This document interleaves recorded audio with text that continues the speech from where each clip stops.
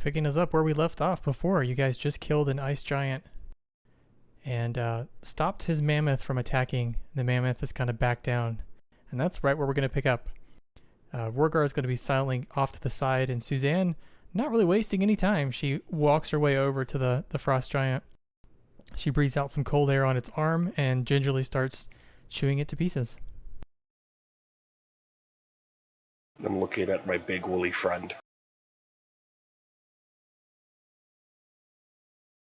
So what you can tell from your ability, Guardian, is you guys had the mammoth below half health, so it's actually quite injured. It's got several cuts on its, legs and stuff, and its tusks are covered in blood, perhaps from itself. I actually don't think anybody took any damage, so yeah, I guess mostly from itself. I look at Laja. Can you spare some kindness? Oh, of course. Are we having this travel with us as well? Mm-hmm. And I'll do a first level cure wounds. Just a little something.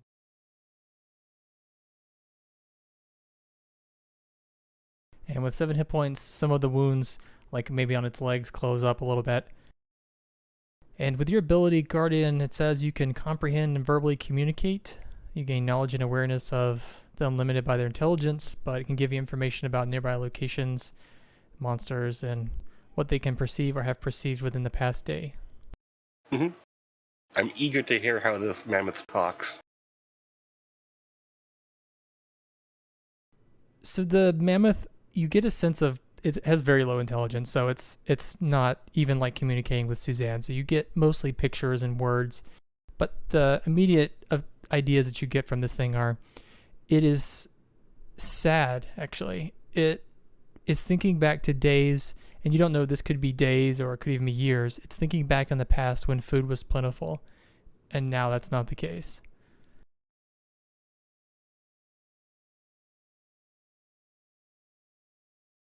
What type of food is it thinking of? It's actually, I don't have a clue what mammoths eat, but I'm gonna say this thing is a nomivore, whatever it can eat, and it's actually looking over to the fallen frost giant that Suzanne is starting to tear apart, and it's wondering why. It thinks of it as its friend. It wonders why its friend is not moving. Oh. Well, it says I can verbally communicate back with it, so, I'm just gonna say, your friend's hunger grew too much. 'Tis taken. He is at rest now. And I'm gonna look at, Laja, or, Virion is like, can I have some rations? Virion will give some rations to Guardian to give to his pal. I'll feed him the ration. So the mammoth takes the ration from you and devours it hungrily. And you get 2 more feelings from it. One is the sense of cold. Like, even though it's a mammoth and its, body is designed to handle cold, it's probably a little older and it's tired of it being so cold. It can remember it being warmer when it was younger, but its bones are cold. And as it moves, it feels the cold going beneath its fur. And one thing you feel from it immediately, even after it's eaten, is it's just so tired of it being so cold. I will pat his trunk as best as I can, and Guardian will just nod. He's like, we were trying to make it warm again. It also has a deep desire for freedom.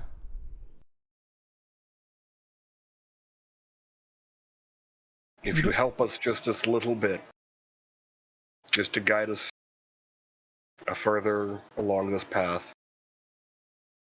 you'll be free to enjoy the warmth.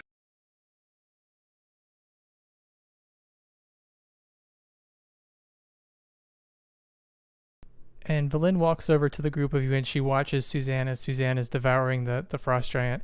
And she says, I could raise that skeleton to serve us as.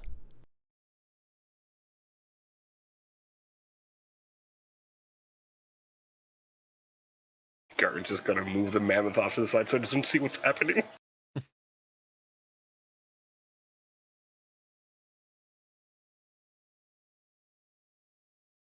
She says, of course, the Goliaths of Worm Doom Crag won't care much for your dragon friend. And she's saying this to Rorgar as she's watching Suzanne.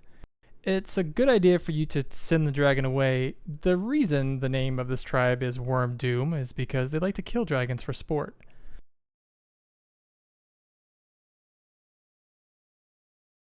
I mean, as long as we can, I guess, summon her back, or when, oh goodness, I don't know what I'm saying. Oh, if she can end up finding her way back to us after we leave, then I think that's fine. And to explain Rorgar being gone, I'm going to say that Rorgar offers up that he and Suzanne can scout ahead. At a distance. I think that sounds great.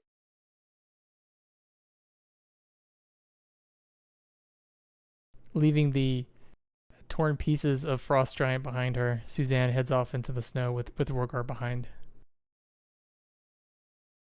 What loot does the Frost Giant / Mammoth have on them in terms of gear? That's a good question. Give me a sec. I know it has a lance, which was being a little generous calling it a lance. It's basically a large bone spear, which would just act as a lance. It's nothing special. Hey, since Rogar's not going to be here this session, could he just heal the mammoth?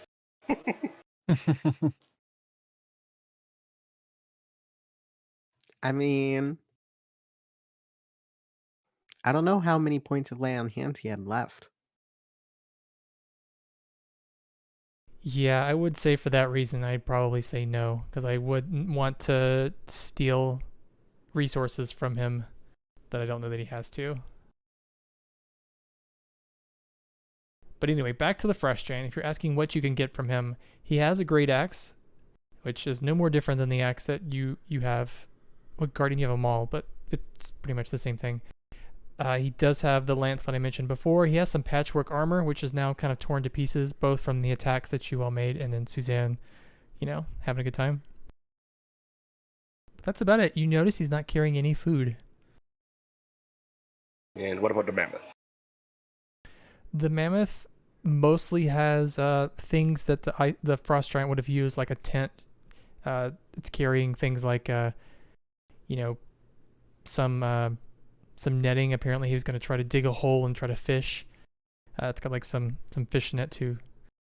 In addition for that, like a pick for cutting through the ice, but that's about it. I see we found the pictures of him and his wife and his 3 children on a sunny day.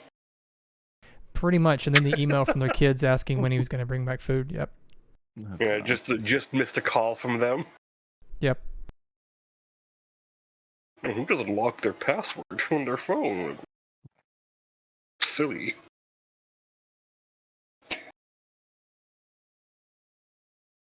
Alright, well. Yeah, I'm just having Mammoth look away for Valen to do what she wants to do.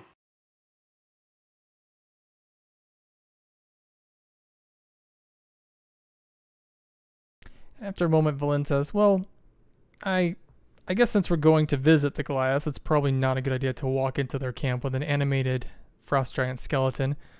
That's a bit of a shame, though. Perhaps on the way back we could always find it again. Okay. Let's And keep I going mean, then. if they will accompany us anywhere, then we might have backup anyway that we don't even need it. And she says, yes, that would be good. Have any of you ever dealt with Goliaths before? Yes. Good. Then you know that they are very competitive people. Oh. I just met the one sheriff at that shithole town. Well, feats of strength, contests, that's a part of their lives. So expect to be challenged in some way or another. It's not indicative of any kind of problem they have with you. It's just in their nature. And Am she's I saying gonna that have to to you, kill them? Guardian.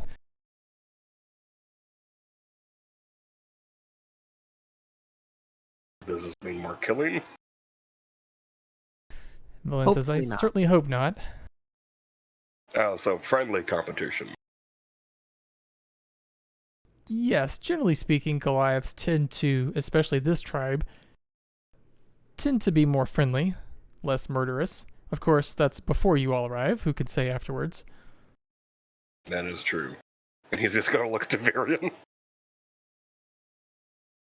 Viren's just gonna shrug his shoulders. Yes. And Valen Oh. kind of turns her axe beak and she says, well, shall we continue? Sally forth. So what's the deal with the mammoth? Do you want to try to get the mammoth to go with you? Yeah, for a little bit. We're just having him help out, and then I guess once we get to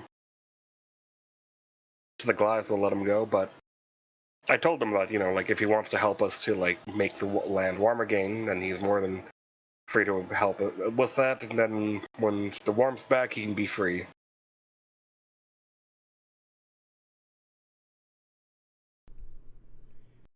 Well, after some time, as you're all continuing on the path towards the Goliath encampment, you notice that the terrain starts to slope up, and it seems as though you're moving closer to the Dwarven Valley, to those high cliffs that lead to the mountains. And as it's happening, you get a feeling from the mammoth that she's looking around for who she keeps in her mind thinking of as her friend, and almost not frantic but confused when she doesn't see him. I'm gonna just pull back for a little bit from the group, and just look at the mammoth, and it's like, it's gonna start taking the harness off. It's like, and while doing that, trying to communicate like your friend is free, so will you be. So.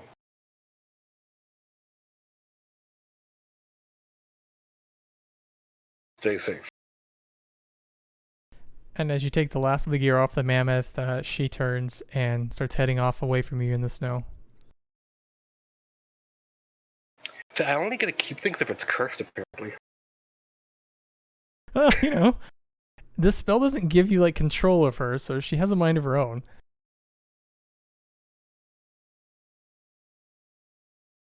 But she quickly, as she continues away from the group, she disappears in the snow. Which, Virion, you notice that the snow is getting a little heavier, and of course, I'm going to ask you to make a survival check for me, please, at advantage. Alrighty.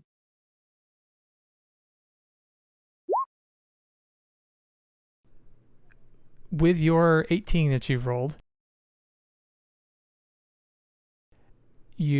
what happens is you listen to the wind as it continues to pick up, and you notice the snow getting heavier and heavier. But as you're all continuing up, the cliffs, you start to see exposed stone and rock to show that you're actually going up higher in elevation. And you follow what looks kind of like a path or something. Might have used to be a road or even like a herding path up this cliff. And as you're getting there closer, closer to the rock of the cliff as you're moving along, something catches your attention, and that's like a dull shaking. And you put your hand to the ground, and you feel it in your hand, and you immediately think back to your times, as a child and as a young elf adult, when you felt this before. These are the early signs of an avalanche. Everybody, something is going to happen really soon here. There's basically going to be a huge falling of snow coming down these mountains real quick. An avalanche is pretty well imminent here. Would Virion know in this kind of situation how to protect the group from an avalanche, or like tips on how to survive an avalanche? Well, the thing is, if you're in the path of an avalanche, there's practically no way to outrun it because it's so fast. What you could do, it's hard to tell in these conditions because you can't see so well. The wind is kicking up. It's very loud. It's very hard to tell the directions. You hear the sounds, but you can't really tell whether they're either like on top of you or if they're behind you or if they're ahead of you. So unfortunately, you kind of have to make a decision. You can run forward and try to beat it, but you could just, not have a chance. It's just a gamble you'd have to take. Right. So we have one of two things we can do here. We can either run away or keep climbing and hope that everything works out for us.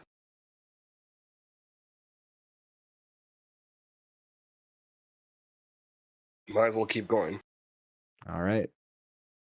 Viren's just gonna try and pay a little bit closer attention to just to see if he notices anything like about to happen. I should also mention that it's getting a little later in the afternoon too, so the sun has gone away, and it's also getting darker, making this even more difficult.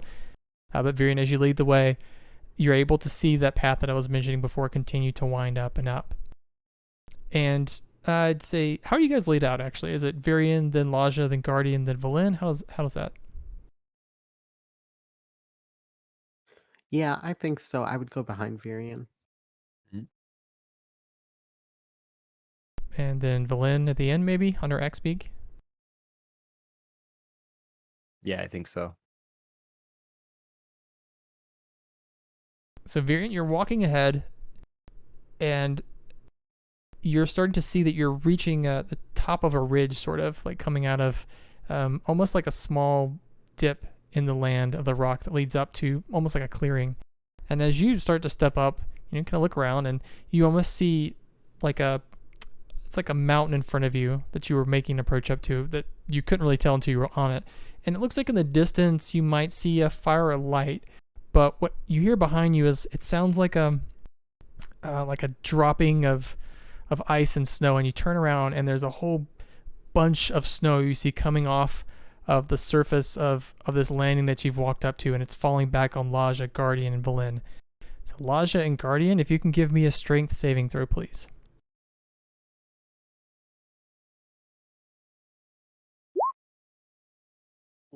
So Guardian's fine. Laja. I'm just gonna use my lovely little. No. That's Well, an I improvement. used my inspiration anyway. Yeah. So what happens is the mini avalanche falls down, and Valen seems to skirt away, like her axe beak might have detected it and jumps back. And Guardian, you push yourself over to the side of the cliff, and the small avalanche doesn't affect you at all. But Laja, you're completely caught unaware, and Guardian and Virion, you see Laja 1 second, and then she's just gone under a pile of snow.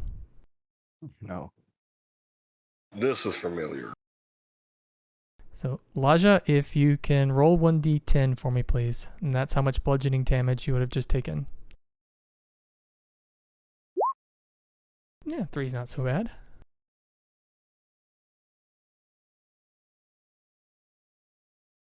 But Laja, you are completely covered in snow. You feel kind of trapped by it. There's snow all around you. You can't really see any light at all. It's totally dark.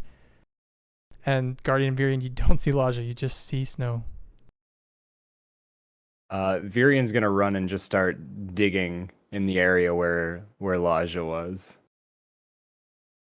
I'm assuming since Laja is covered that I won't be able to move very well, so I wouldn't be able to dig myself out of this. You are basically blinded. That's the condition. It's blinded, restrained, but you have total cover. So if anybody was going to try to shoot you, they'd have a hard time. I mean, that's a silver lining here. But what you do notice is you can't see, and it feels like it's getting more difficult to breathe. But Virion, if you start digging away for Laja, Guardian, are you helping, or what's Guardian doing? Yeah, sure, I'll help. Then Virion, if you can give me a strength athletics check at advantage because of Guardian's help. Need to put you back into it. Yeah. See, just like that. Very easily, after a short time, I think you're kind of doing like a bunny dig, Virion, and then Guardian comes in and, swoops aside a big chunk of snow and ice and reveals Laja. Okay. Laja. Laja is just sort of like, now that she's out, she's breathing very heavily, just like, let's get out of here, please. Karn's just gonna like pull out a rope from his backpack, tie it around Lasha, and then hold on to it around his arm. And he's like, "All right, you just gotta sit on my shoulder." I do still think I can walk. I don't know if there's going to be that many avalanches, and let's just not get caught in the next one. This way, if you are caught, I'm with you.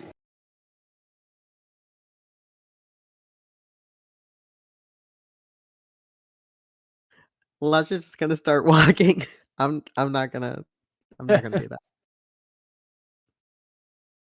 Well, the good news is it seems as though you have reached Wormdune Crag, because as you make it to the top, kind of where Virion was before this small avalanche happened, you see a series of tracks that lead to an opening in this mountain ahead of you.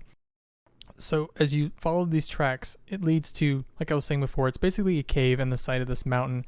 But what you immediately notice before the cave are bones of a dragon, and they're half buried in snow. And this was a big dragon. And past the bones, you see inside the cave there's torchlight, and it's flickering, and there's a pair of tunnels that lead off past the bones. Now, east of the bones, which also immediately catches your attention, there's like a field of, well, to get to this field, you have to climb steps that go about 20 feet off the ground, but it looks like an arena that's open in the air. And inside this arena, there are a bunch of stone pillars, and these pillars range from, just a few feet off the ground to like 5 feet off the ground. And they don't seem to be arranged in any kind of pattern that you can tell.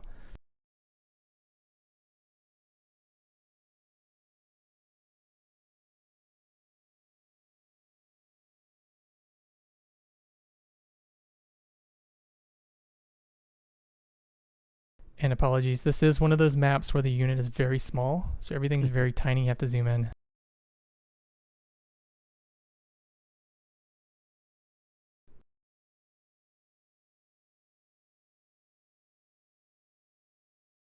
But to describe a little what you see as you're advancing towards the giant dragon skeleton, you see a Goliath off to the side, and he's standing by a rock, and he's actually got a large axe next to him leaning against the rock. And this guy, you've heard tales about Goliaths being large, and this Goliath is actually taller than you, Guardian. He's, probably close to 8 feet tall, and he's not really paying attention to you as you advance, but he's got what looks like a ball, about the size of a soccer ball, made out of some kind of hide, and he's like bouncing it back and forth between his hands and then off the rock.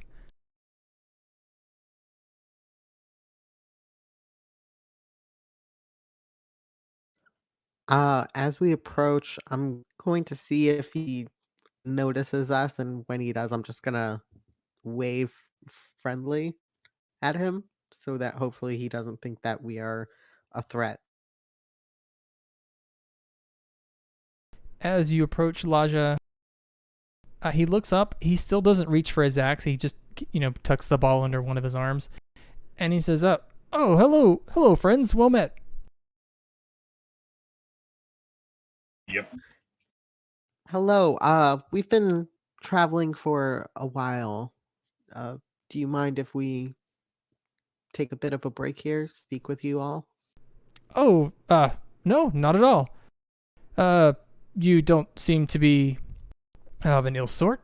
What's your business here? Just seeking rest?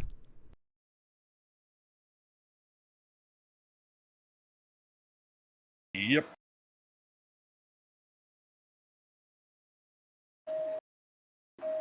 We're looking to travel further into this area, and perhaps maybe one of your folk can help guide us to where we're looking to go to. Well, if you have any questions, you could always ask Chief Ogolai. She is ahead, and he motions to the cave entrance behind him. Great, thank you. And have fun with your game. Thank you, little one. And I guess as a group, we will all move towards the cave. Presumably, Valin is still with us, even though she's not on the map. Yeah, I did not place her there, but she's riding with her axe beak behind you all. Great. So as you move in a little further, what you see is like I was saying, the giant skeleton of a dragon. There's also a cave to the left side of the map, which is bright with torchlight, and you hear it sounds like a forge. That arena I was describing before is what's to the right of you on the map, which you get to that arena up some stairs, and then the cave that this guy, who didn't introduce himself, by the way, but the cave this guy mentioned before, and he pointed to, he said his chief was that way, is the one that's to the south on the map.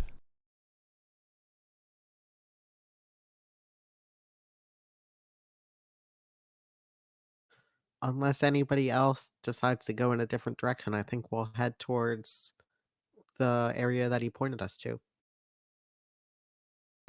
And as you begin to walk past him, Guardian, he stops and he looks at you and he says, you're the biggest piece of metal I've seen. Why are you wearing that armor?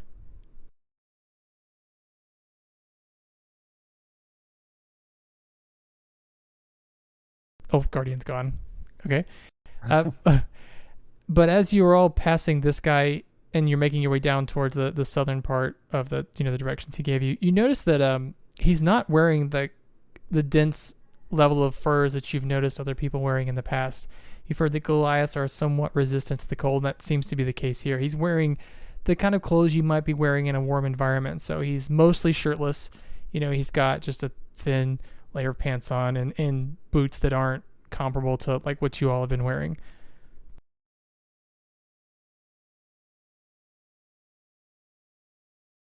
Are you not cold out here with everything that's happening? No, it's a bit chillier than normal, but it's not too cold at all. Are you cold? I mean, yeah, almost always in the 10 towns. Well, if you're cold, I suggest a few things. You could go to the forge. Siren's working. She gets it pretty warm there. Of course, the chief in her room, she keeps it quite warm as well. Yeah. And he looks over at you, Elijah. You look like you're and he notices that you're kind of covered in snow still from your bout in the avalanche. And he says, "You look like you've been digging in the snow." Yeah, I suppose you could say that it has been. Weather hasn't been great out there, I will admit. Well, I do have some furs here. And he kind of looks back around to off to the side where he has a pile of things like weapons and spears and stuff. And he pulls out a fur, or like a long fur cloak, and he says, "Here, friend, you can have this. Oh, by the way, they call me Atlas." That certainly seems like a very appropriate name. Thank you so much. However, there is one condition for you taking this. And he looks to Guardian. That one. And he kind of digs around in his pack and he pulls up a rope and he says, quick game of tug of war. We'll wait for Guardian to get back to see if he accepts the challenge or not. But Elijah, if you continue down further south, you see the passageway that was mentioned before continues into this cave.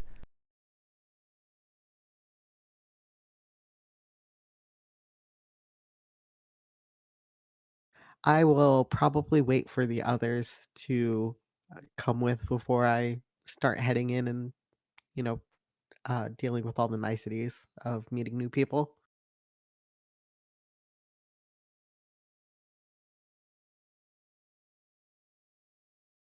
Let's see.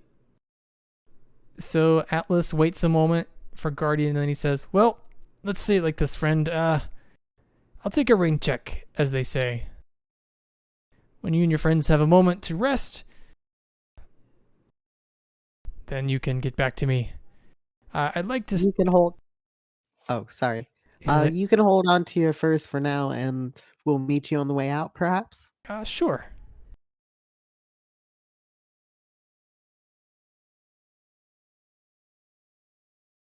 In which case, I will take everybody with me, and we'll go down the hallway, see if we can run into the right people.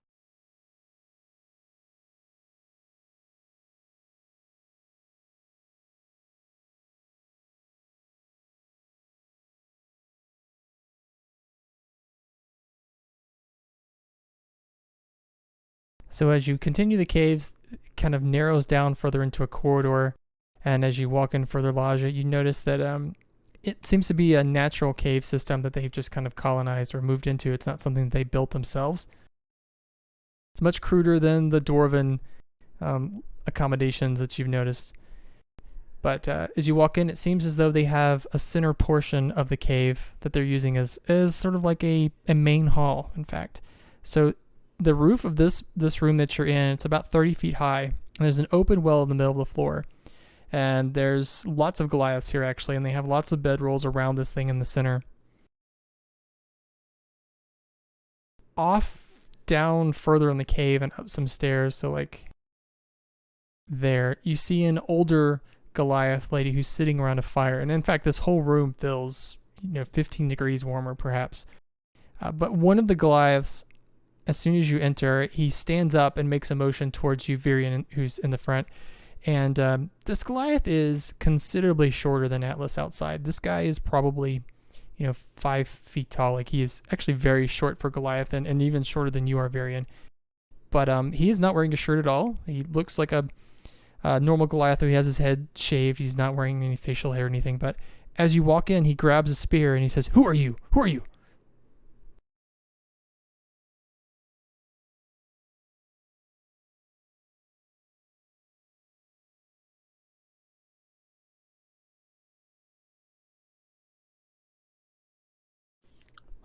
We are just visiting. We were looking for somebody who might be able to help us navigate around here. We are looking to travel quite far into the wilderness. Oh, I was surprised. We don't get many visitors here. I'm surprised that Atlas didn't send a signal to warn us of intruders. He actually directed us on where to go. I don't know if that is procedure exactly, but I can assure you that we are not here to cause any trouble. Yeah. All right. You took me by surprise. I was not expecting a dwarf or an elf or whatever that thing is, and he points to Guardian. Yes, you may see the chief, but of course, I expect you to keep your manners, or and he kind of flexes his arms a little bit. I'll have to show you. I'll show you the strength of my tribe. Of course, we will have nothing but the utmost respect for you and your people here. We are visitors, after all.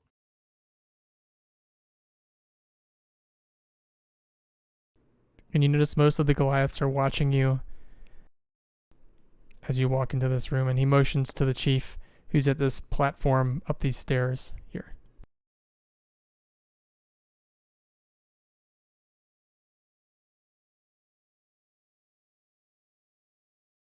So yeah, I guess all of us will head over this way.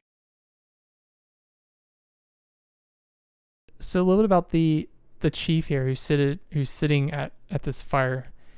So she's a Goliath female, much like the other Goliaths, but she is considerably older. It's hard to tell how old she is because you don't really know how old Goliaths live to.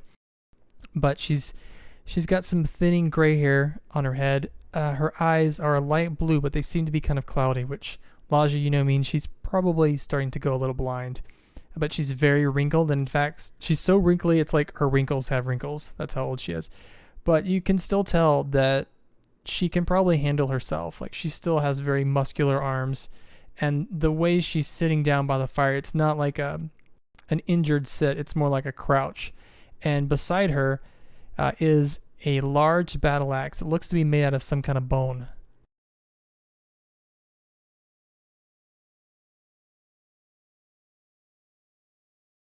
It's a nice axe you have there. She looks up at you, Virion, and she says, "Hello, welcome, traveler." Hi, there's a few of us here. We were looking to speak to you, perhaps. Yes, you may have a seat here by the fire and make yourself warm.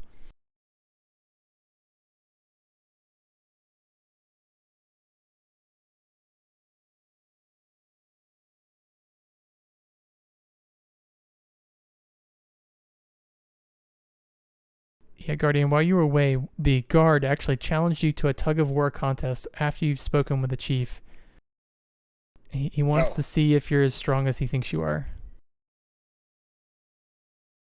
Sure.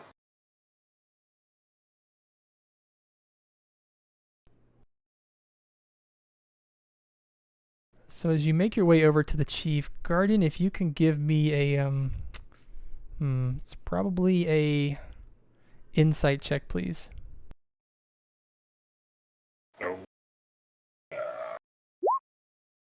Oh. You look at her battle axe that's beside her, and you try to gauge what it's made of, but you can't really tell from here.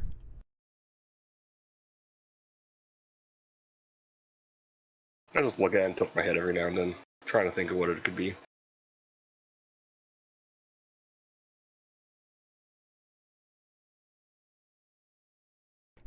But the chief, she announces that her name is Chief Ogolai. She is the chief of the the Thung-Lakalaga tribe. Thank you, Wizards of the Coast. Thank you. And she welcomes all of you. She says that you're welcome here to stay, take shelter from the cold. And as you all move in, she leans up and she says, "I'm curious, what brings you this far from the 10 towns?" We're here to, I believe the term by the youth is, royally fuck up the Frost Maiden. Interesting. Not familiar with that term myself, but I can't say that challenging the Frost Maiden is not something that I agree with. She's brought considerable mayhem to this area. We're here to stop that from happening again.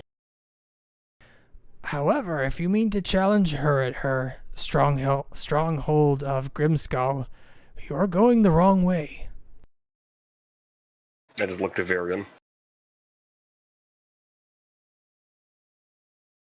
You're gonna pull out a piece of paper and pretend it's a map and just get mad at the piece of paper.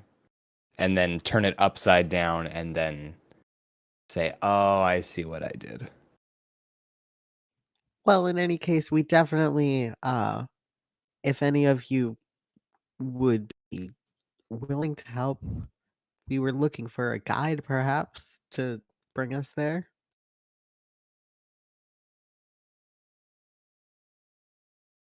As a reminder, this is something Valen would speak up to remind you all to, but Valen says that you're actually all on your way to the Elvish Kingdom of Yithrin to try to find the book that you can use to help you in fighting the Frost Maiden. That you haven't considered the next step, which would be perhaps going to this castle called Grimskull and dealing with the Frost Maiden. That's like step 2. We have like step 1, step 1B, step 1C before we get to steps 2. We still need to find our way there, though. The chief says, "I'm quite interested. Forgive my curiosity. How did you plan on reaching the fortress of Grimskull anyway?" Well, we have these handy things beneath our waistcoat legs. And if we need to, we can use our Well- arms. We first have to. We're not going straight to Grimskull. We are looking specifically for a book that will help us once we get there. But that book is in, and I'll pull out my map because presumably I have the map, not Virian. And point to where we have drawn on the map where the location of this kingdom is.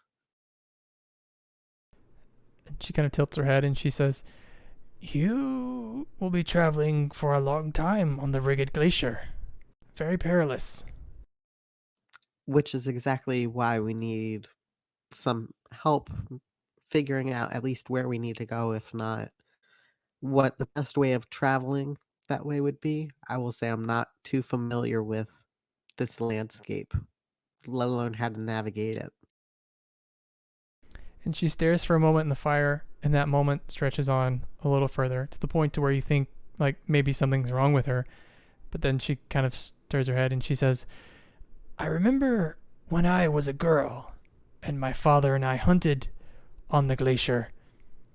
We eventually came across an old ruin, and it looked out of place from everything else on the side of a cliff. I wonder if this is that place.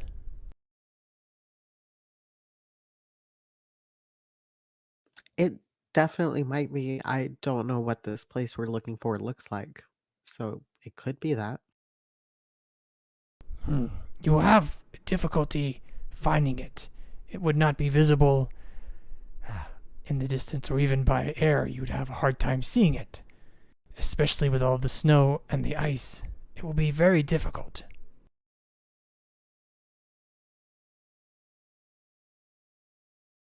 What do you know of the Reged tribes? Nothing. Well, she kind of laughs. It seems as though you're hoping for good fortune to lead you instead of knowledge. And she says, perhaps I can help you a bit with filling in some of the blanks.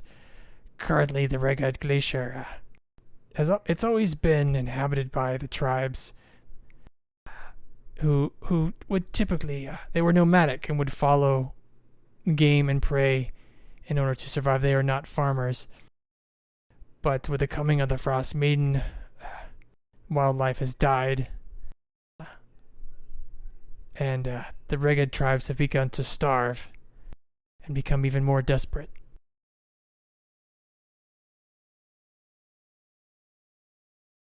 I'm sure if there was some way that we could let them know what we were doing if we run into them, that, they might be willing, maybe not to help us, but to let us do what we need to do in order to free this area from the curse of the Frost Maiden.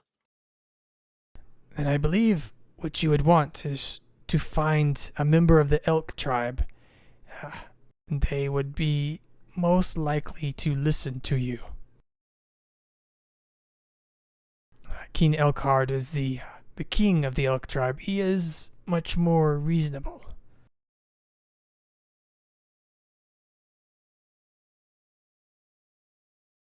However, that is much easier said than done, because on the other hand, the predominant tribe, at least according to what I have been told in the Reged Glacier, is the Tiger tribe. The Tiger tribe led by Queen Solvig's daughter. She is an avid follower of Oril. I don't believe you'll be able to convince her to help you.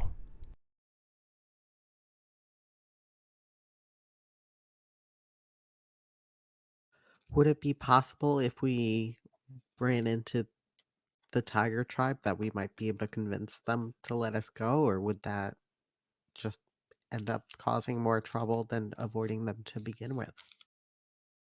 The queen, you can convince her, of course, to give you what you want by giving her what she wants. The Reged tribes, as I said, are at war with each other. If you could bring her the head of King Elkhard, that's certainly something she wants. She would do whatever you needed at that point, I'm sure.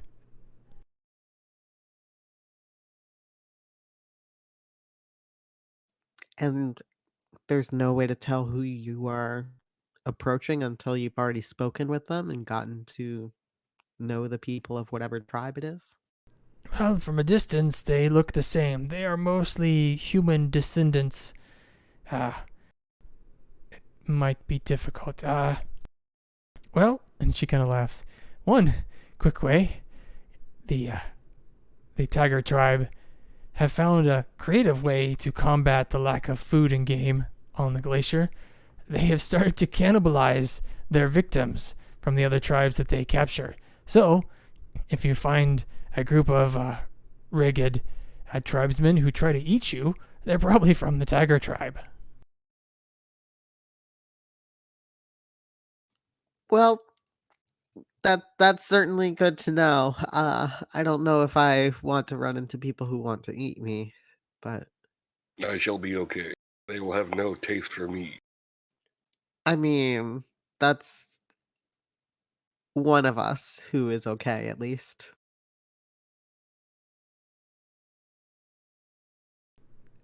I would take caution before trying to cross the queen if those events lead you in that direction. She is said to have magical powers. Like as I said, she's an avid follower of the Frost Maiden. The stories about her prowess well, are many. Some say she can create weapons from thin air, and she fights with a tamed saber-toothed tiger. In fact, her ruthlessness is quite legendary.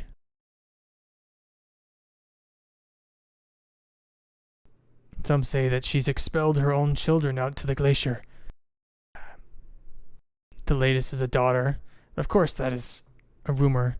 Some say that she has wings and that she can fly. It's hard to know where a tale ends and the truth begins, but I would have caution before facing her in battle.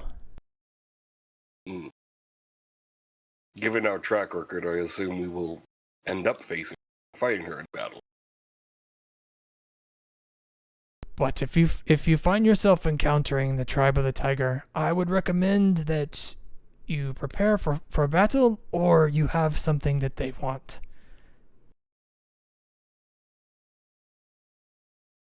As I've said, King Elkhart is the more reasonable, but also the much weaker. His tribe is rejected cannibalism as a way to feed his people, and thus they have been starving for some time and quite desperate.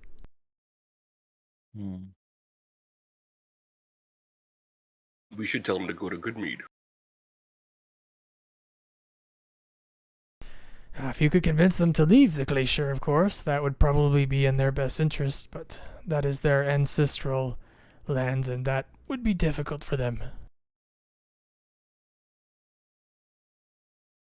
I'm also not sure about whether or not, even though Goodmead has food, if they can handle a whole another tribe of people coming over. It's a magical pot, is it not? True. And if we complete our objective, put the Frostman's head on a nice fine pike or javelin, the area should no longer be stuck in this never-ending winter.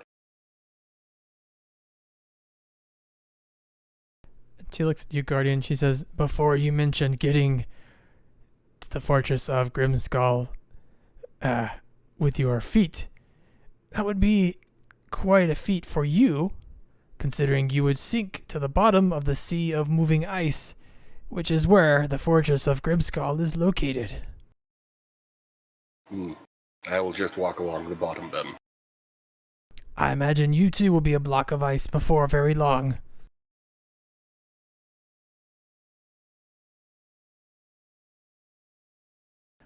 Alternately, there are a few ways, at least that I've heard of rumors, to cross the Sea of Moving Ice, but they are all fantastical. Of course, you could try them if you survive the Rigid Glacier, of course.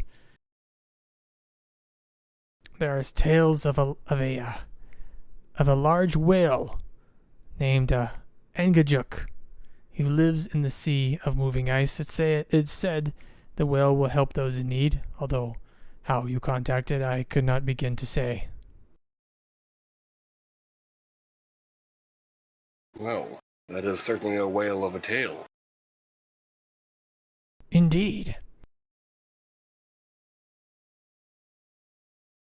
The other option would be to take the pirate ship, the Dark Duchess, which, according to rumor, is trapped somewhere near the Sea of Moving Ice. I know very little about the ship, but of course one of my kinsmen, a priestess, her name is Zap. She is a priestess who knows a little about that ship, but some say the ship could break through the ice where no other ship could. Of course, that may present more difficulties. But those are the only two ways I know of, apart from trying to walk on the bottom and hoping you don't freeze.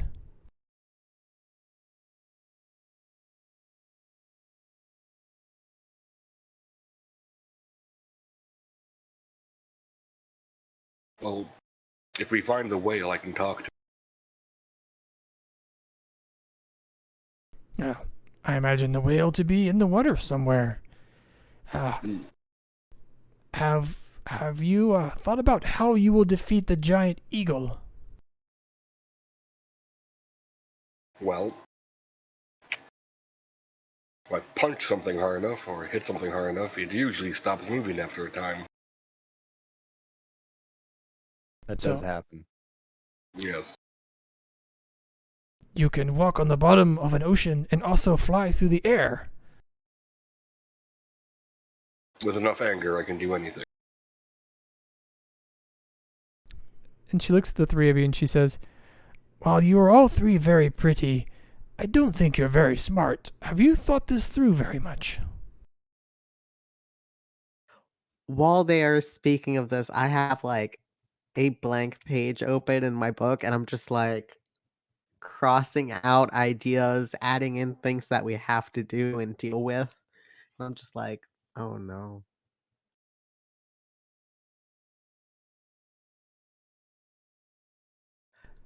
I think I would say we might not have all the details of what we need to do. We just have uh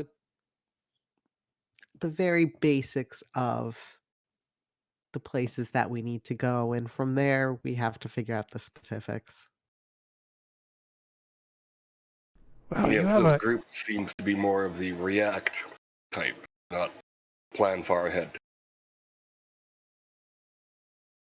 Well, I would love for you to succeed, but understand the task you are trying to undertake. You plan to siege the fortress of not only a powerful deity, but a goddess of winter in her natural element. Uh, just the fortress of Grimskull itself. It was said to be built by frost giants, and the Frost Maiden, when she returned eons ago, took it from them. They say that anyone that steps foot on the island, she can tell immediately where they are, and in fact, also rumors that she has a garden full of frozen statues. Well, at least the frozen remains of those people that tried to invade her island. If you don't want to become one of those statues, you may want to come in with a better plan. That Think is of it why like we a are finding this book, is to yes. help us get in there without necessarily being attacked right away, I suppose. Think of this as a worthy challenge. Oh, yes. It's something I would have certainly joined with you when I was a bit younger. Now I have responsibilities for my tribe.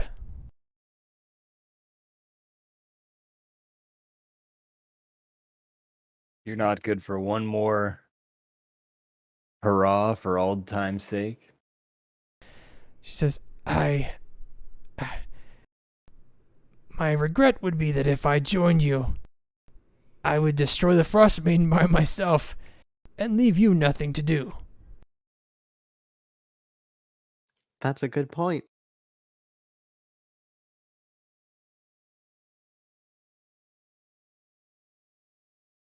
And she says, Now, tell me, what do you need from us to help us on your difficult journey ahead?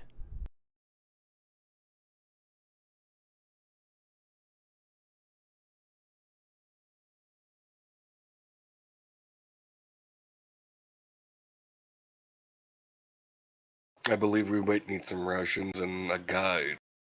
Other than that, Elijah. I could handle the lack of supplies, but I think it's more in getting to places that is going to be difficult for us to navigate and also handle the rough environment.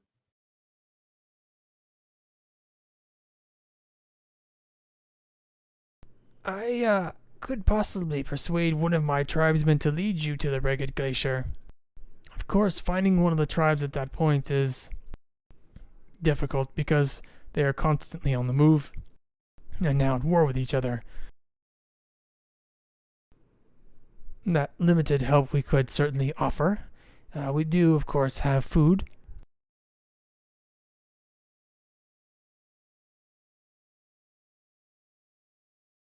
And if there's anything that we can do in return for you before we are to head on our way, I would be happy to help. And she smiles and she says, "Oh, yes. I'm sorry if I implied that these things we would give you would come free. That was not my intention at all. No." I meant in addition to whatever we need to pay for it, just to thank you for your hospitality, rather. And she kind of smiles and she says, "It's been quite a while since we had a game of goatball with new players. I will say for the use of one of my people as a guide to the glacier, you will have to defeat my team in goatball."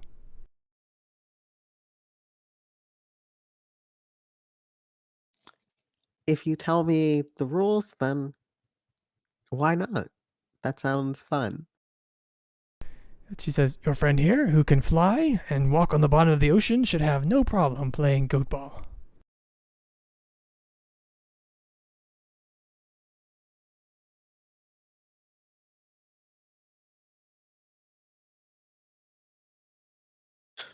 Guardian, would you be okay with doing this? The last I time think you we asked me to do something, I ripped a man's head off from his body. And I think I heard his child cry Papa. Well, maybe this time we do things all in good fun rather than something that is more difficult to do. It wasn't difficult to rip his head off from his body, it was quite easily. Well, it's difficult to deal with the consequences of certain actions. There was no consequence to my actions. For other people, there are consequences. No, I think you call those Anyway, traumas. Well, anyway. few people have ever died in goatball. Mostly accidents, injuries, breaks, and the like. We do have a priestess here in the tribe to heal minor bumps and bruises. Of course, damage to your ego may take a lot longer to heal. I'm just simply pointing out I get volunteered for the weirdest things. That's true, but I'm sure it wouldn't just be one of us who's participating, right?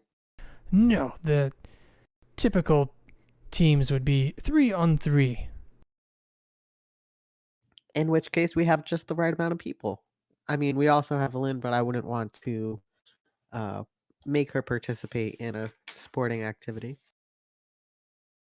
She looks up and she says, "Very well." And she says to the shorter Goliath who led you into the chamber, and she says, Havoc, go get the team together.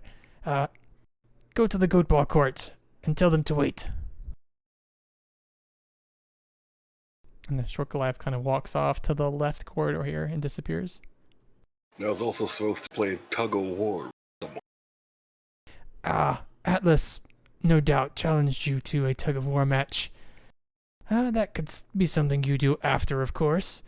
Although Atlas is known to be quite skilled on the goatball court, after the game you may not want to.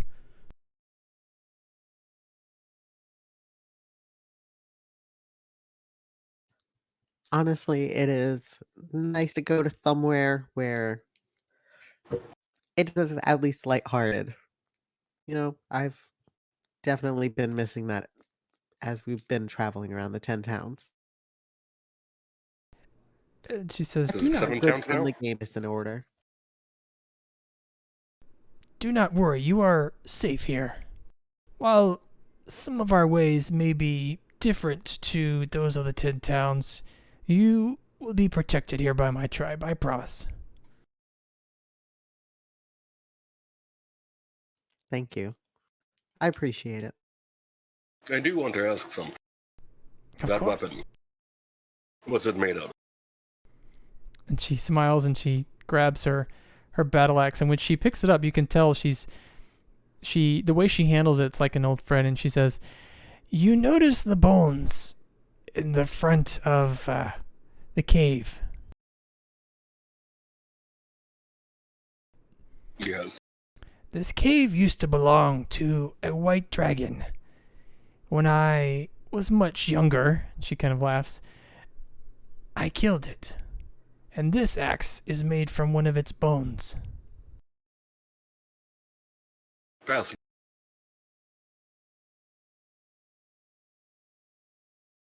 He's I'm just got to sure pull you this were a maul. mighty warrior.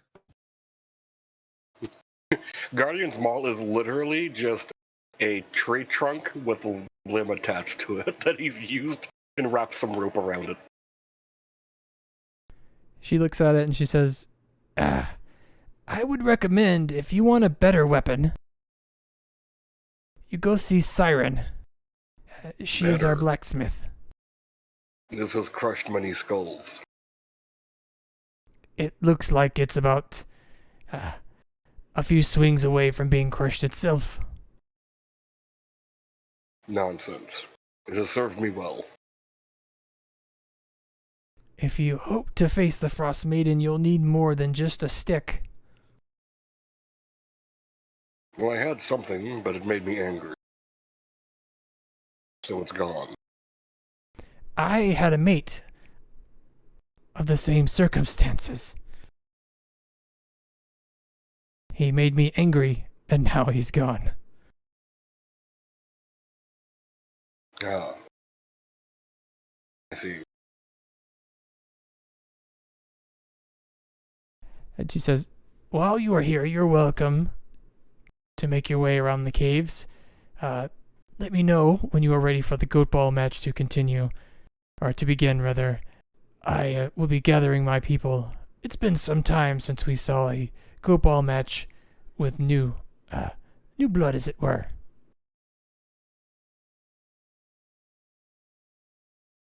Hopefully not too much blood, at least. I don't bleed. And she kind of pushes herself up with her axe, and she's kind of using her axe almost as like a cane. And she says, "Well, you don't bleed, huh? We may see the truth to that." No, it's actually true. I love her.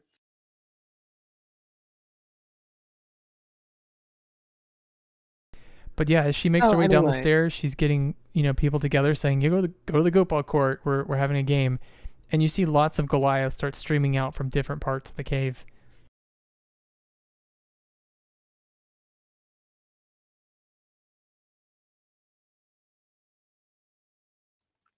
Well, shall we go out there, or is there any? Do you want to actually go see that smith first? Guy looks at the mall. No. There's nothing wrong with my mall. Okay. Sure. Looks at it again. Puts it away.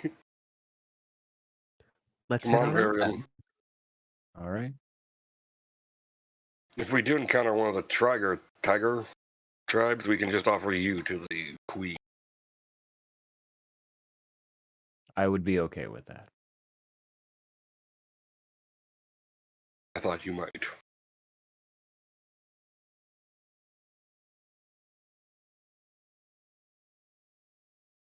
And was the court, I guess, out front, or is it somewhere else in the cave system?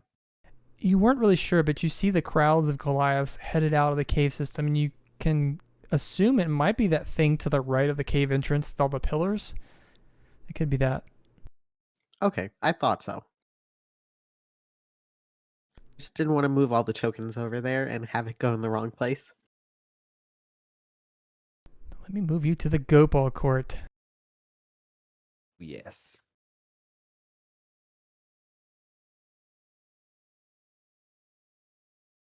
So for a minute, let's talk a little bit about what goatball is.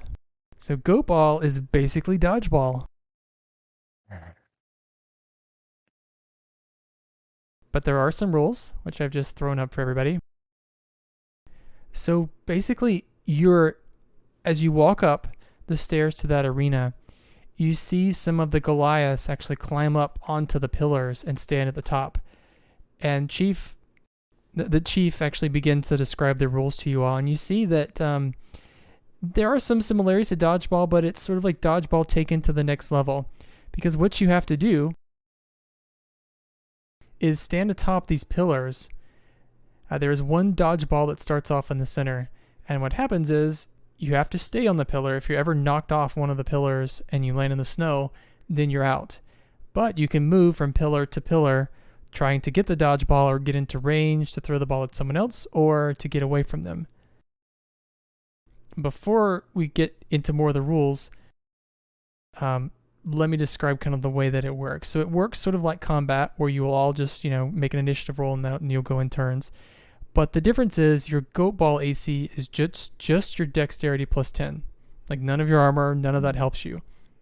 Because again, what you're trying to do is stay on one of these pillars. And these pillars range from just a few feet off the ground to like 5 feet in the air. So much of the difficulty is if you want to move, actually getting to the pillar next to you.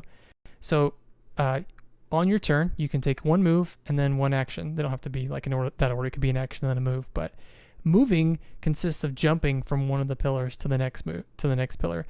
You can take one 10-foot movement for free with no problem, no check. It's just like you look at it, you judge your distance, and you jump to it.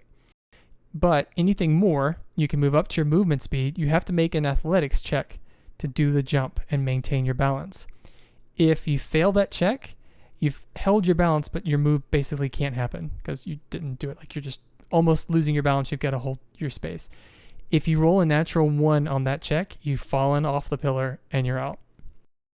Now, 2 people can stay on the same pillar, but they have to do an opposed shove check. And the one that wins is the one that actually stays on the pillar. Some of the actions you can take, you can throw the ball at somebody. There's a maximum range of 40 feet. It doesn't use your proficiency. It's just a flat D20 plus dex. If you hit that person, they have to make an acrobatics check to see if they fall off their pillar. If they fall off, they're out. If they pass, that means they've caught the ball when you throw it at them and they have possession of it. In goatball, it doesn't matter if you catch the ball or not. The way you get somebody out is you get them off their pillar. That's always the way that it happens. If you throw the ball and you miss the person, or if you have the ball and you get knocked off somehow, the ball goes back to the center. You see this large center pillar that has the goatball in it now? That's where the ball always starts. Also, let's see. Instead of attacking, you can pass the ball to a teammate within 40 feet. A player automatically always catches it. A player who failed a movement check can't catch a pass because they're just trying to stay on the damn pillar and they can't do anything else. And then finally, if you're terrified, you don't want to get hit, you can just focus all of your attention on dodging, and it basically makes attack rolls against you happen at disadvantage. Now, some tactics. The ball always goes back to the center if it gets lost. So you could park someone in the center to collect the ball, or at least be close to it when it goes back. But this pillar is big enough to hold 4 people, so the other team can do that. It can turn into a shoving match. It can get dirty. That's kind of the rules. Since there are 4 of them, and there are 3 of you, to be fair, I'm going to let you all decide which one of the team here you don't want to go against. So let me describe them very quickly because you haven't seen 2 of these people. The 2 females, one of them is a pretty taller side Goliath. She has pretty muscular arms. She's not wearing much more clothing than just like the minimum to keep herself from being revealed. Like apparently the cold doesn't seem to bother her very much at all. She's got like an undercut hairstyle, and she's actually dyed her hair purple and pink colors. Her name is Siren. She's actually the blacksmith that you were told about. And the other female is their priestess that's also been mentioned. She has long white hair, and she has thick furs that she's wearing, and she wears a holy symbol that has 3 large lightning bolts on it. And then, of course, Atlas, you've met, the tall guy who challenged Guardian to tug of war, and Havoc, the shorter Goliath. So which one of these four would you like to kind of kick out so that it's an even match?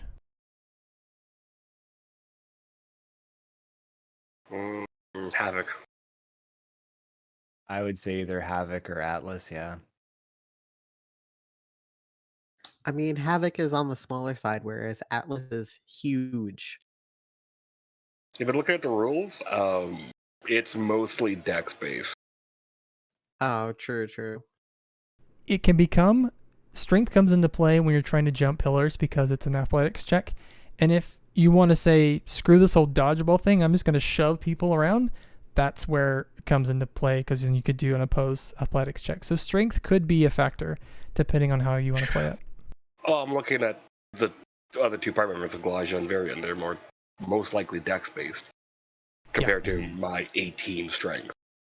Right. And my +1 to dex. Unfortunately, mine are exactly the same. No. So I'm good at neither of them. I want to take out any guy who has more range capability, and I feel like the shorter squatter Havoc might be that. But for balance sake, Guardian unarmored defense doesn't come into play. Situation for goatball, it's just your dex plus 10. That's your goatball AC.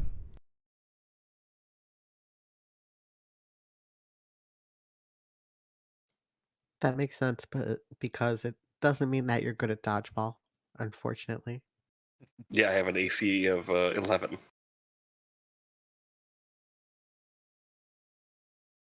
Okay. But again, I'm if he had a thinking, high dex, that takes him out. since we are presumably having a moment to strategize while we're deciding who doesn't participate, even though it's probably Havoc, I'm just going to tell the others.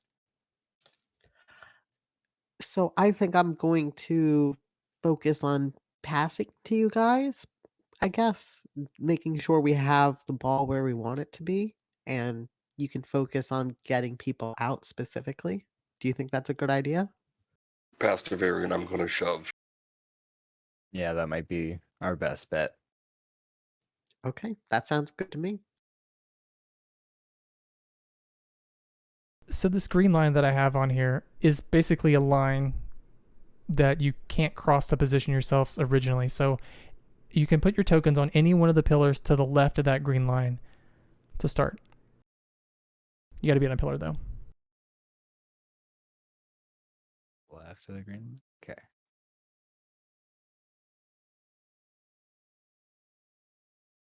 And you see the large goat ball on the pillar in the center. The goat ball itself is pretty large. You can tell if you get hit by this thing, it's probably gonna hurt.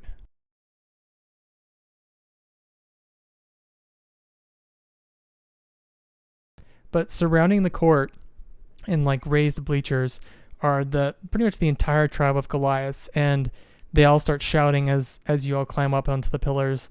Guardian, you probably pick one where you could just kind of step on it, but Laja, yours you probably have to scramble up and try to find your way. But they all start shouting, goat ball, goat ball, goat ball.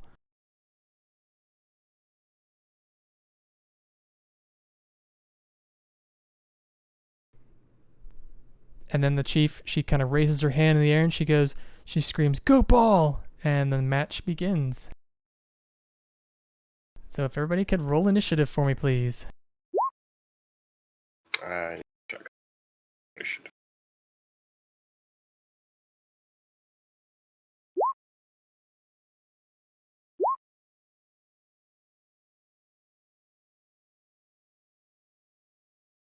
Hey, I got initiative advantage.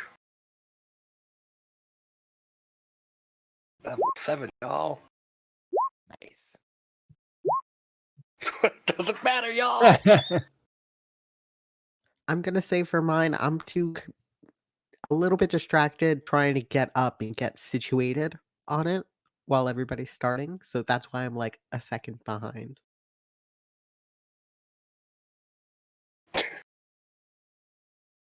So Varian, remember you can take one move and one action. You can move up to 10 feet to another pillar for free. Okay. So I guess I will take one movement and jump to here. And so if I try and move here, then does that count as my action as well, or is that then I have to get into rolling from there? You have to get into rolling from there. What you can do is tell me where you want to end up, and so long as it's inside of your movement range, you can end up there. You just have to make one check to see if you can actually balance yourself to make it. If you don't make it, then you have to stay where you would have started. Okay, so it's not like I fall if I fail the roll. No, if you roll a 1, Okay. then you fall. If you don't pass, you just can't negotiate the jump basically, and you just don't go anywhere. Gotcha. Okay, I guess so that was 10. I guess I would like to end up here would be my end goal. Okay, for that, yeah, just give me an athletics check. The difficulty is a 13. All right. Yeah, you can't make it.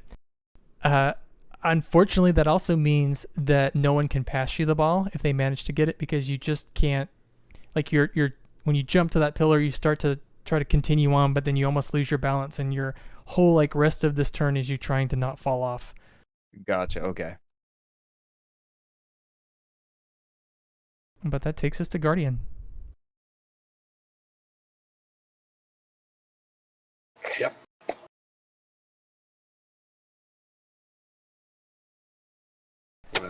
Athletics roll, right? Yeah, where are you trying to end up? It's got to still be inside of your movement range. Oh, my movement range. Well, that's 40. Yeah, so as long as you end up within 40, that's what you could do. So yeah, you could move. You could move to that pillar if you want. You still have to make the athletics check to see if you can make it, though.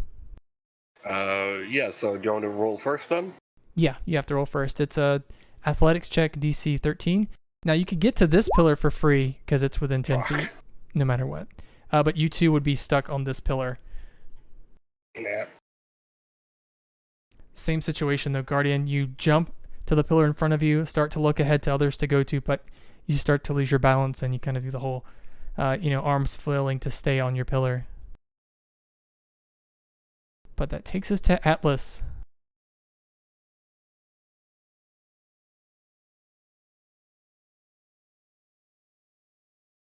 So Atlas is going to make a pretty bold move closer towards the goat ball. Let's see if he makes it.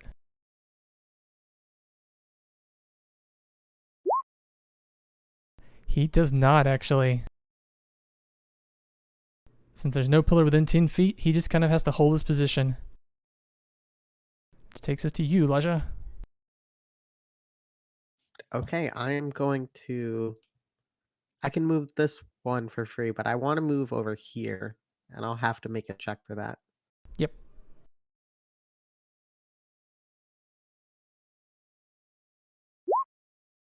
Oh. Nope. Here. Yeah, so same story.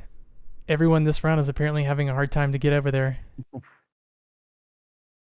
It's a learning process, there's a curve to it. These pillars, though, not only are you jumping far, sometimes you're having to jump up, and they are kind of slippery from ice and snow. So it seems easy until you get onto a new one, and then you're just trying to find your footing. And they're also not completely flat, because they're cut from stone, not precisely. That's kind of part of the challenge. But we move to Zap.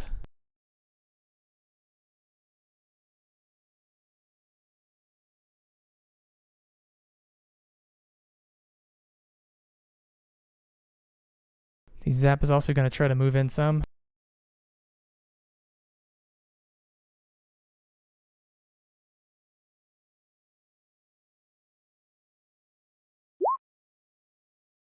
But she doesn't manage to, so she's just going to take a 10-foot jump here. And that's her turn. So finally we move on to Siren.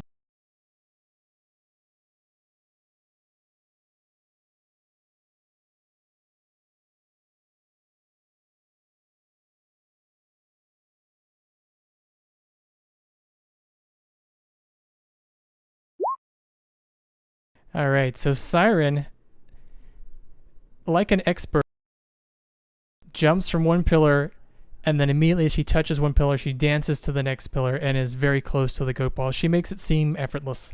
But she's not quite on the pillar to grab the ball yet, but she's very close.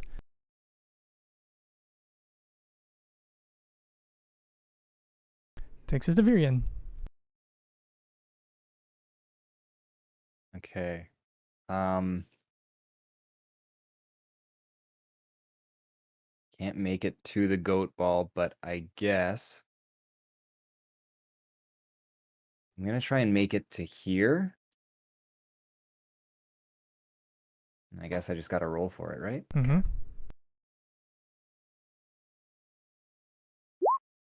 And you Oh. can make it. Awesome. Lavirian will deftly hop in range of the goat ball here. And I don't think you can take you can take a dodge action if you'd like, but that's the only action you could take at this point. That's just like holding a reaction, I guess? A dodge just means that you're doing your best to not be hit if someone gets the ball. And basically if they make an attack roll against you with the ball, they have a disadvantage. Right. Okay. So yeah. Okay. I'll hold the dodge action then. So as you're close to Virion, you can look across to the adjacent pillar and see Siren, and her eyes are definitely on the ball. She's trying to get it. But I'm just moves gonna to Guardian. Lock eyes with her. You know what? It's within 40 feet. I'm gonna try and get to the platform Siren's on. Okay. Remember, to get to the platform with Siren is on, you're going to have to do an opposed athletics check to shove her. Yep. If you make the athletics check first to see if you can get there, then you have to try to shove her. If you fail and she wins, she shoves you and you fall off and you're out. Alright. Well, he has to get there first. Yep. 15 will get you. Is that 40 feet to where she is? Yep.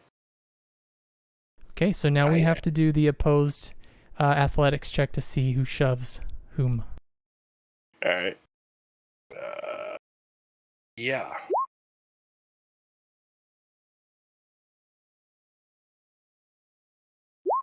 She rolled an 11. So, Guardian, you are on her platform and she is out. Nice. It's a big move.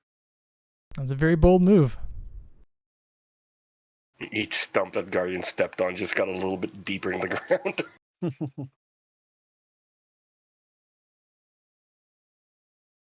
So that takes us to Atlas.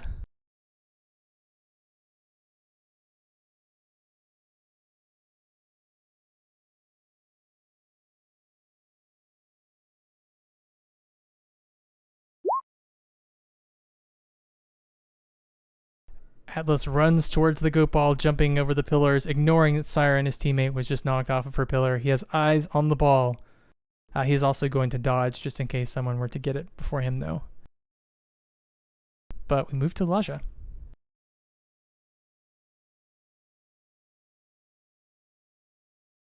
Okay, I am going to...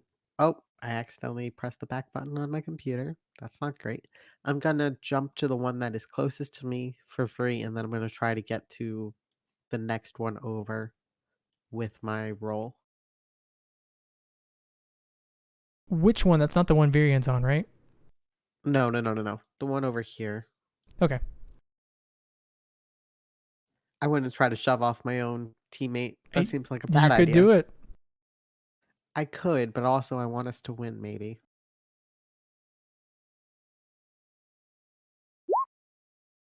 You don't make it, yeah. I'm just having trouble. They are all very high. Oh, Laja, you rolled a 1. Oh no. Oh no. Yeah, I go to jump to the pillar, and you don't make it. Yep, you're out. Am I muted? No, what's up? Nope. I was going to give Elijah my inspiration. Okay. Yeah, I'll allow that. In which case, Yeah. well, we'll see. 14 will make it. Great, I'm over here now. Use an inspiration for goat ball. I love it. Very necessary. It makes up for the one that I wasted earlier, you know?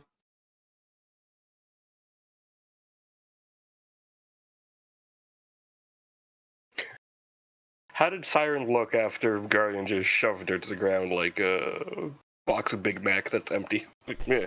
She actually looked at you, smiled, and laughed, and said, "Goat ball," and walked away. Pretty good sport about it. That is I nice. don't have to worry about getting my throat slit tonight, guys.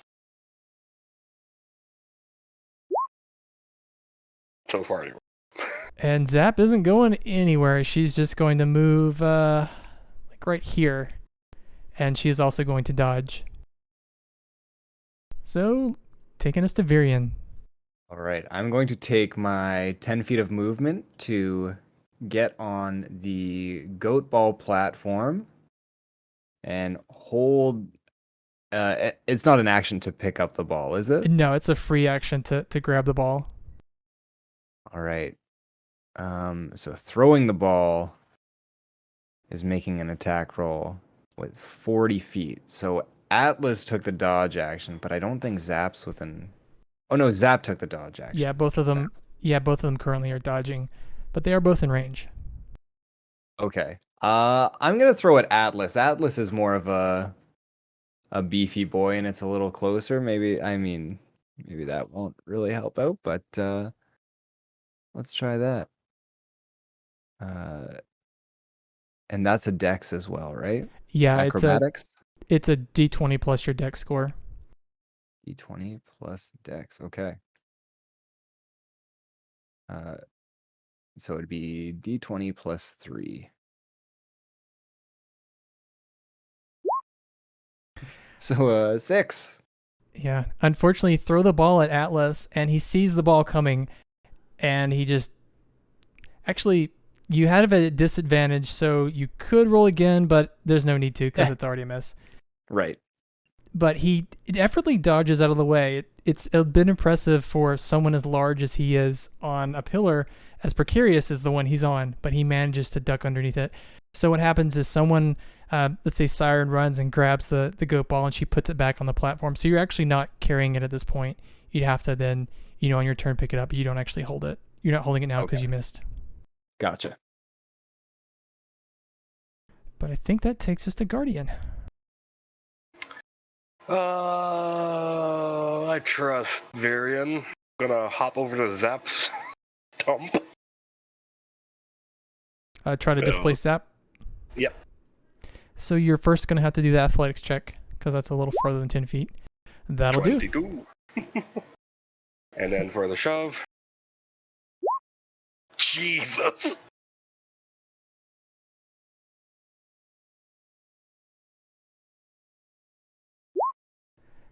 You shoved her. She goes falling off of her pillar, and everyone says, "Goat ball!" And she walks off the field. We're gonna ban you from sports. I just point to Atlas. You're next. Who's better than Guardian? So Atlas is going to make a 10-foot step onto the goat ball platform, but he's also going to shove you, Virion. Oh, no. That's unopposed athletics? Yeah. What can he use acrobatics for? In a shove, you can use acrobatics because you are the one being shoved. You could do acrobatics instead of athletics. I will absolutely do acrobatics. You're welcome. You have inspiration. I will burn that inspiration as well. I rolled very well, so yeah. Sorry. Well, let's see what his inspiration roll is. Maybe it's a crit. We really want to win. Ooh. That is not enough, unfortunately. Oh, I rolled a come 24. on. Sorry. Oh. So Atlas jumps to the pillar. He gives you a hard shove, Virion, and you go flying off, and you're out. And he picks up the goat ball. I will shout goat ball and saunter off to the side of the playing field. So Atlas is holding the ball. He's already done his action, which was shoving Virion, so he's done. But he's now in the center of the ball. So we're going to move to Laja. Yeah, I don't want to get shoved, so do the shoving yourself. you know what? No, let's go over to the middle. Why not? Yes. Aggressive Laja. Shove him. Ooh. Oh, okay. That means that I got here. Oh, okay, Oh, okay. yeah. We'll see if I can shove him. I rolled a 26. I am so sorry. Yeah, I'm just like, I try to push, and it's just like when an 8-year-old comes up and tries to shove you, and he's just like, no. It's an opposed though, so since he succeeded, he wins the check, so he pushes you off, Elijah. And Rough. you know what? I'll join in on the goatball and just run off to the side. Which I think Guardian is next, and Atlas turns to you, Guardian, and he's all smiles, and he says, "It's just you and me, my friend." Well, I'm going to make the roll to jump over there.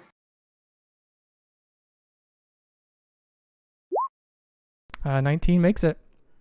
Ha. And I am going to... I don't get advantage when I rage for skill checks, do I? No, I don't. Oh, no, you get advantage on strength checks. No more mechanics for Guardian. He's fine. He doesn't need any more advantages. He's fine. Guardian's fine. I just watched both my teammates get pushed down. Guardian's done okay. He doesn't need any more advantages. He's fine. Okay, fine. No, that's not a good one. I rolled an 8. So Guardian manages to push Atlas off. Atlas falls to the snow, and everyone says, "Goat ball!" Goatball! Goatball. And Guardian is the goat ball champion. I'll just hop down, look at Atlas, and offer a hand and just say goat ball. And Atlas, as you help him up, he actually gives you like a half hug. It's a very good game, my friend. Yes. I didn't have to rip anyone's head off this time.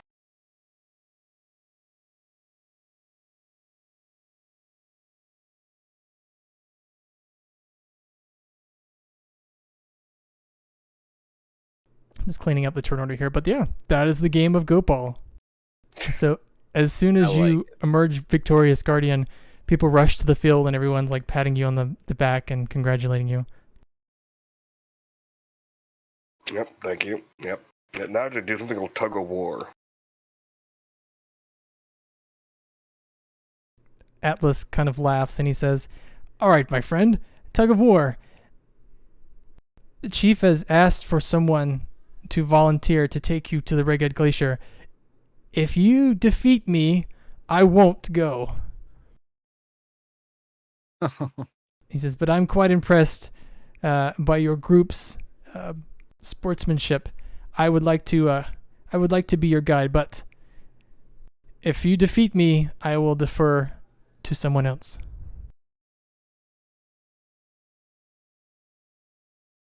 And he just thinks for a moment, like, okay. He produces a length of rope, and it's very simple. Someone makes like a line in the snow that runs perpendicular to the rope, and it's basically you just pull the rope, and whoever steps over the line is the one that loses. And this is just going to be, we'll just do an opposed strength athletics check. All right.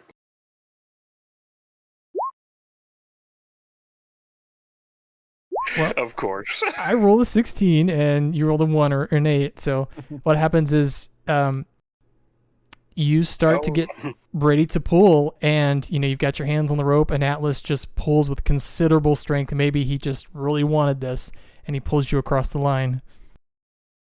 Oh no, I lost my balance. The way that I imagine it is Guardian's still like getting ready, and Atlas is just ready to go. He's just like, yank. Yeah.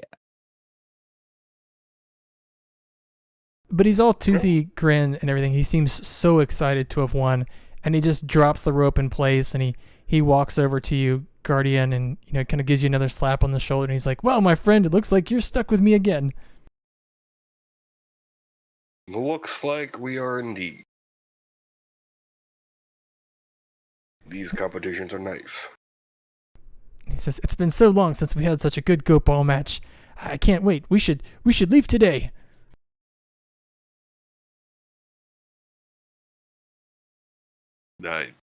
Yes. Do we have time to rest? I don't know if we had to fight a frost giant on the way, so I think some of my teammates would like to rest. Oh, I know I'm feeling pretty fine. Yeah, I'm good to go myself. What about the other one?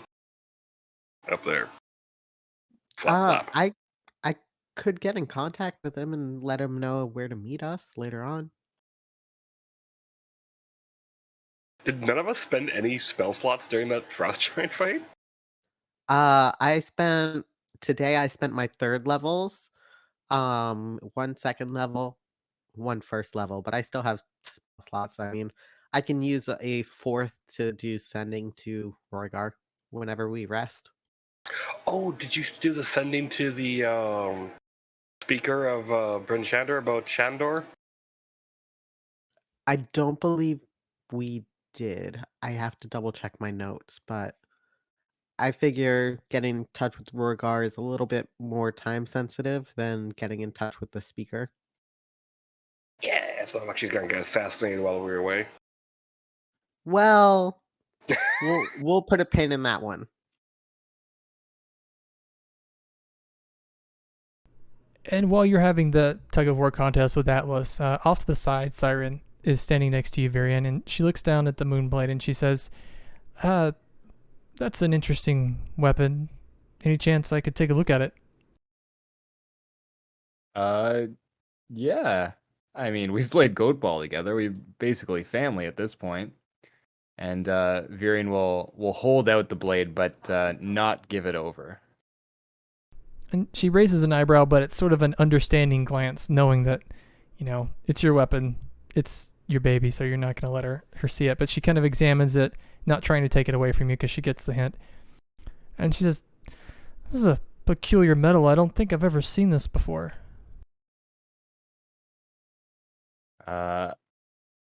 I've not come across anything like it myself. It's something different, and most people can't give me a lot of information about it, so it's definitely something new to me and a lot of the people in this area as well.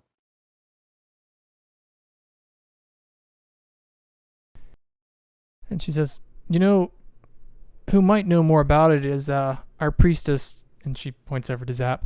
Zap seems to know quite a bit about magical artifacts. Rumored was in her past life, before she joined the tribe, she was a pirate. Oh, that might be worth investigating. And I'll walk over to Zap, and I'll just be like holding out the sword. I have no idea how to communicate with people in the proper way. She looks at you and the sword. She says, are you trying to challenge me to combat? Oh, no. Siren said that you might have an idea of what this sword might be made of. She kind of looks at it and she says, looks like a metal called chardelin. It's typically black, though, and cursed. I think this is the first gray version of this metal that I've ever seen. It's quite interesting. One of a kind. I've seen the black version before. Well, we had some of it on my ship. We have recently fought a dragon that was made of black chardelin. And she says, that's interesting. The metal is most often cursed. Have you experienced any murderous thoughts while carrying this blade? I didn't think I did, but now that you mention it, I have had the inkling to murder quite a bit since acquiring it. And she kind of looks at the runes that are etched on the sword, or on the handle part of the sword itself, and she says, apparently this sword has some kind of history. With the moon goddess, at least, it was perhaps made by elves. You may know more about this than I do. It's certainly magical in nature. Definitely seems to have some sort of magical properties. It kind of sings to me when there's undead nemesis around. Yeah, that must be useful, I suppose. I don't know anything about the Moon Goddess Saloon personally. I am a follower of Valkur, the god of waves and sailing. I don't know much about the Moon Goddess. Typically a deity followed by elves.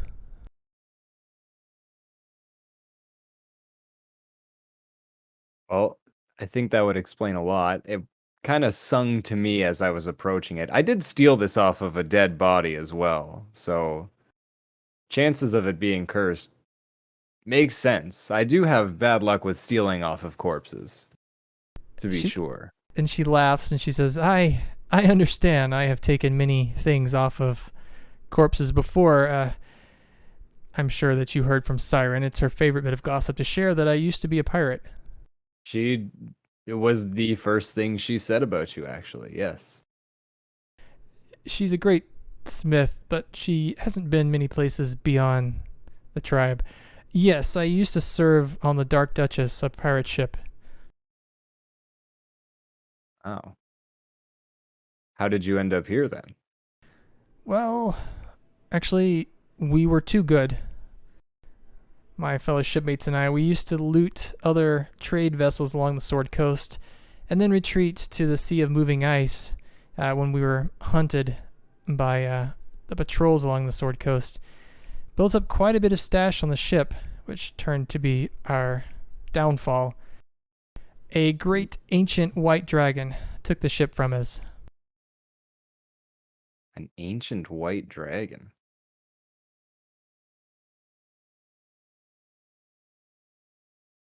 That sounds like quite the fight. The dragon's name is Arviaturus. She is, from what we can tell, the mother of all the white dragons in this area. They could all track their lineage back to her. She was bigger than the ship itself. She lifted it from the water, and I was lucky to get off with my life. I'm glad to have met you and made your acquaintance. Otherwise. And she says, there's rumor that you are going to take on the Frostmaiden. If you decide differently and your companions wish to seek the treasure of the Dark Duchess, let me know. There's quite a bit of gold still aboard as far as I can tell. That might be something very handy to know. Where it's en route to where we're heading? Well, assuming if you're going to fight the Frostmaiden, you're headed to the Fortress of Grimskull. The Dark Duchess, last I saw her at least, was not too far off the beach near the Sea of Moving Ice where the dragon left it. Well, presumably is still with it, since she's claimed the treasure of the ship as her own hoard. Would you be interested in recovering some of your treasure? Oh yes, definitely. Let me speak with the party and see if maybe having an extra guide out there might be a good idea, especially if you have an idea of what's going on out there and what we can expect and knowledge of the terrain. That might be very handy. Let's go talk with my party and just see what their thoughts are. And Virian's gonna grab Zap's hand and drag her over to chat with Laja and Guardian. All right, everybody. This is Zap. We just played them at goatball. She's actually been right where we're headed. And she also says that there's a ship with a bunch of loot that's being, probably being lorded over by an ancient white dragon. Thoughts on going to check it out, helping a friend out, and having an extra guide on our trip? Sure. I mean, I'd certainly appreciate it, especially if she is one who might know the area that we're going to after this. Virid's Anyone? gonna give a thumbs up over at Zap. And Zap says, I would be willing to help you once Atlas returns. Of course, we can't have too many elder members of the tribe gone. I know nothing about the rugged glaciers, not the way that Atlas does, but if you return alive and you would like to pursue the Dark Duchess, let me know. Garen just gives her a thumbs up.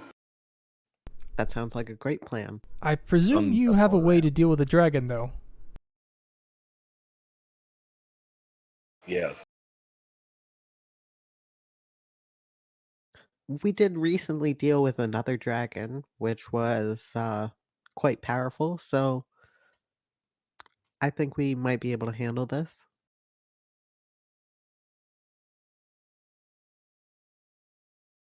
And my maul. Very handy. And Chief Ogilai makes her way. She's hobbling, like I said, using her axe as sort of like a cane to make her way over to you all. And she says, what a great game of goatball. And she says to you, Guardian, I would like to give you this as a trophy. And she hands you the goatball. Oh, thank you. It is one of the first matches I've ever seen where the ball was not actually thrown, but one time. It usually gets more activity than that, but of course, goat ball shoving is a pastime as well. Goats do shove. I saw once a goat shove a bear off a mountainside. The bear died. Typically, falling off a mountain will do that. I was more impressed that the goat wanted to go against the bear. Was it a weregoat? It could have been. It was high up. And she says, I invite you to stay the night and perhaps begin your trip in the morning. Traveling across the ice in the dark is dangerous, to put it lightly. We came across a frost giant out. Frost giants will be the least of your concerns when you get to the glacier. True. We did kill him pretty quickly. He was likely starved. Most likely. To the three of you, she says, I invite any of you, since you have played such a fair game of goat ball, to undergo a ritual to join our tribe. But I must say, it is not for the faint of heart. It is a trial that our children undergo when they are on the cusp of adulthood. Many have failed. It's not a sign of weakness if you failed, but you should consider it. If you really would like to join the tribe, we would welcome you.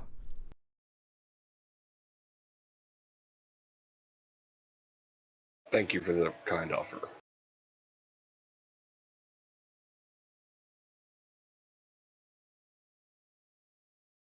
I think I will definitely consider it. I'm not sure if I'm ready to do something like that right now, as I'm kind of focused on what we're doing going forward. Yeah, I've got a lot of stuff and things on the go too. Can't really make a lot of commitments. But perhaps once we deal with this business of the Frost Maiden, we can always come back and spend some more time with your people then. And Atlas says, Indeed, and when we return, I will expect a rematch. Of course, I wouldn't expect anything else. But the goat ball we will use in that case will be the head of the Frost Maiden herself. I used to travel around with a head. It was of witch. We try not to make it a habit to travel with too many heads, but we can definitely see what we can do.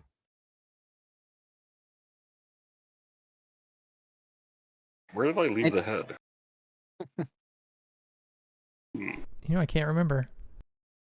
Yeah, God can't remember either. I think we got rid of it at one point. I cannot imagine that we continued bringing that around because I'm not carrying it. I'm sorry.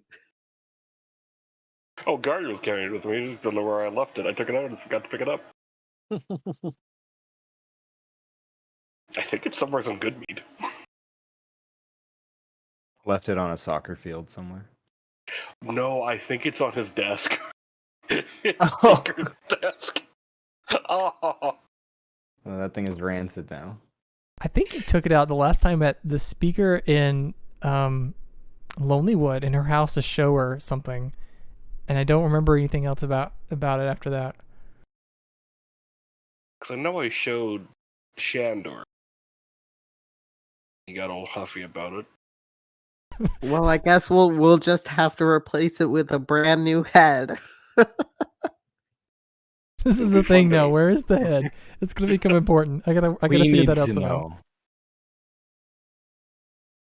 I'll just spend a couple hours watching all the VODs, decide where the head is. Does Zap say anything to Guardian about his armor? No, Ish. she's kind of ignoring Guardian. Well, it was Siren that picked up the sword, Ah, Virian's sword. okay.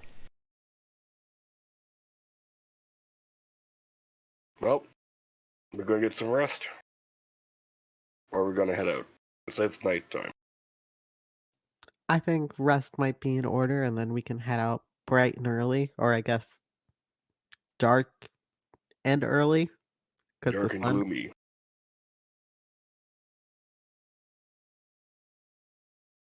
It's a shame we just can't set the landscape on fire. Provide us light.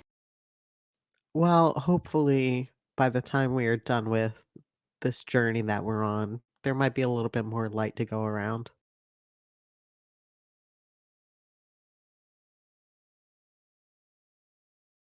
Anyway, I suppose we can ask where the best place for us to camp would be. Uh, Chief, if you know where we should go so that we are not in the way of your people, then we can figure out our plan from there. And Ogilai kind of laughs when you say that, and she says, "You'll be staying with us, of course. I have accommodations set aside for you in our cave. That is, of course, after our feast."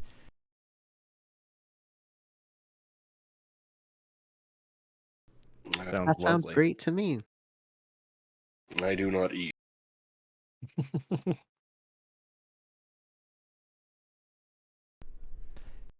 And Atlas seems to have really taken liking to you, Guardian. He kind of follows you around as the others begin to put the feast together. It's mostly meat from probably like the crag cats that they've managed to catch and kill, but they put it on a pretty big feast for all of you, and they pull out some of the honey meat from Good Meat. Apparently they have some of that, and it's a big ordeal, and most all of the tribe is joining in the festivities as they're very excited to host a feast for the goatball champions. Tell me, where did you get the honey meat from? And the chief says, "Well, we bought a large quantity years ago before the Frost Maiden came to the Dale. We only drink it on special occasions." I'm the speaker of Goodmead. "Oh, indeed." Yes, apparently there was... The apt term I can think of would be a shit disturber that wanted to be speaker, and I said no. So I became speaker. "I see."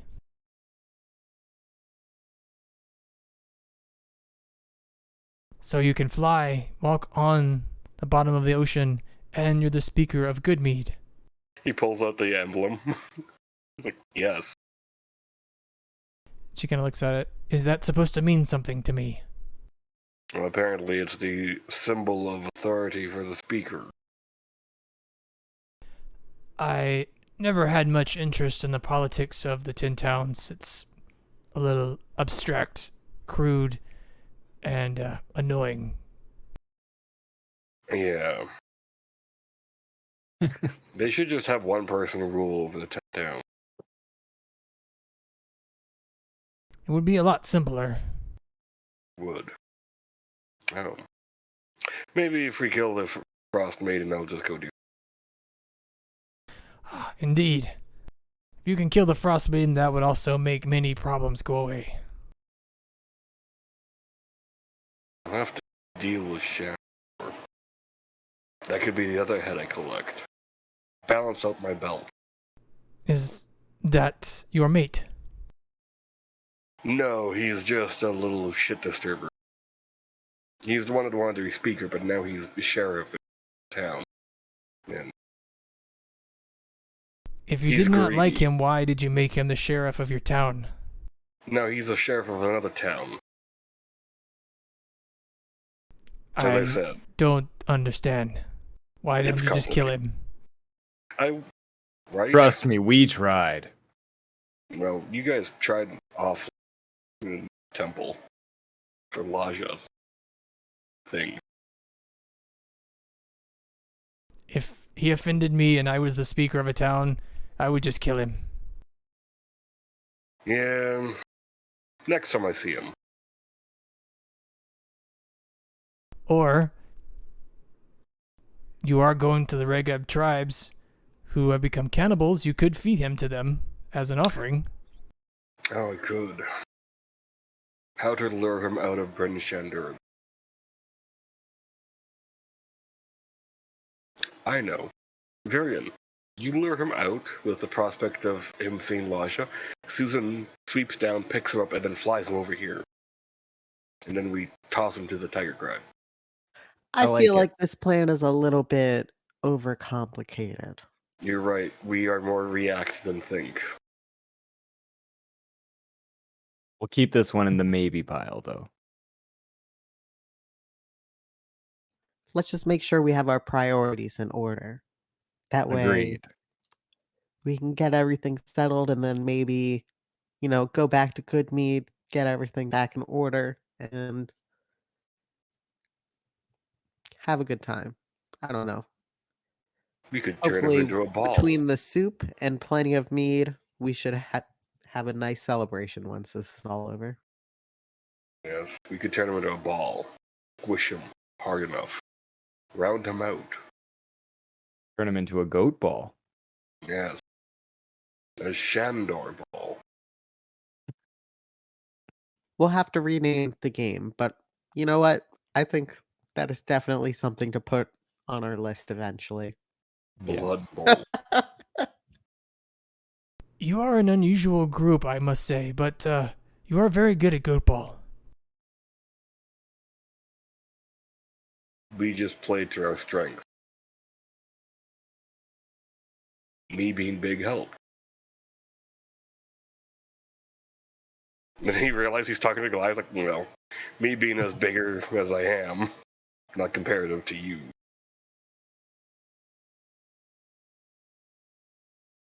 And the chief leads you all back into the caves where, like I said, the feast commences in your honor. And they, make sure your plates are full of all the meat that they have and then also all the meat that you can drink. And Guardian passes his plate around to other people, like, I don't eat. And then somebody gives him a new plate and he has to keep doing it. they also Guardian- keep passing you, like, huge flagons of good mead. Guardian is like a vegan who just needs you to know what his dietary restrictions are all the time. He's not saying, like, get me this instead. He's just like, right, I don't eat. Like, I can't eat this is one thing. Saying, I don't eat. That's like, that should raise a few red flags. Like, excuse me? Like, I just like it every time where he's just like, no, I don't eat. I don't know. It's okay. I don't eat. I don't eat. It makes me laugh every time. Yeah, I think you've stumbled on it. He's actually vegan, and it's not that he doesn't eat. He just doesn't eat anything that we've offered him because it's not what he eats. He's like- just eating rice cakes when we sleep at night. He's actually super hungry because he hasn't eaten the whole time. That's why Yeah. he's so angry. He's hangry. That's fair.